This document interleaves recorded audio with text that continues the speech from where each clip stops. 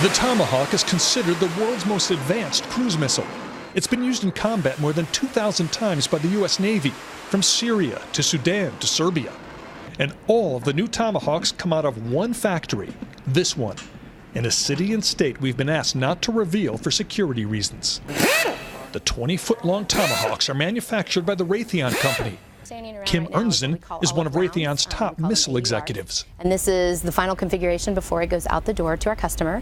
In this facility is where we do the integration of the rocket motors and the warheads, what we call the energetics elements of the missiles. Other components and subassemblies come from our other factories located here, and then we do the final assembly here, test it, fuel it, and get it ready to go out the door.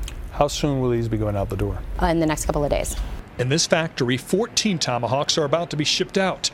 Workers here are performing what they call a roll test to make sure there is nothing loose inside the missile and that everything is connected properly. Historically, Raytheon's contract with the Navy is for at least 196 missiles each year. Tomahawk can fly 1,000 plus miles. So it can get launched from a ship or a submarine. It can go up and loiter, as we call it, where it can fly around in a figure 8. So in other words, once it's sent off, if you want to change where it's going, Absolutely. It loiters, it just goes in a circle and you figure out where. It can be redirected and rerouted to a specific target. The Tomahawk has been around since the 1980s, but this is the newest version of the missile, manufactured since 2004.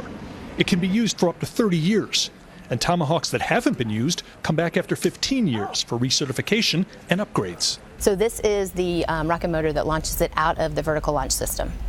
So it is what propels it out. So when you see the footage of a missile coming out of a ship, it is the plume that gets it out of that vertical launch. And as you move more up toward the front is the navigation, communication system, and then ultimately up here at the very end is the warhead, and it is a 1,000-pound warhead. With their GPS guidance, the Tomahawks can strike within mere feet of a target.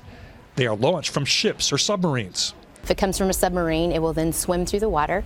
The rocket motor will take it up out of the water, and then we'll eventually get it up into the airplane mode, which is where it will fly and perform its mission from there. So it swims and it flies. Swims and it flies. The price tag per missile, about $1.1 million. Each Tomahawk weighs about 3,500 pounds. So when 66 of them were fired toward Syria, that was about 231,000 pounds of firepower. People who work here tell us this isn't just a job. It is an honor to be able to work for the men and women in uniform and to be able to supply them with a competitive advantage when they're put in harm's way. And that's what we do. We make sure that they have an unfair advantage out in theater. So that's what you said, that this gives the U.S. military an unfair advantage. Absolutely. And we want to keep it that way. Gary Tuckman, CNN.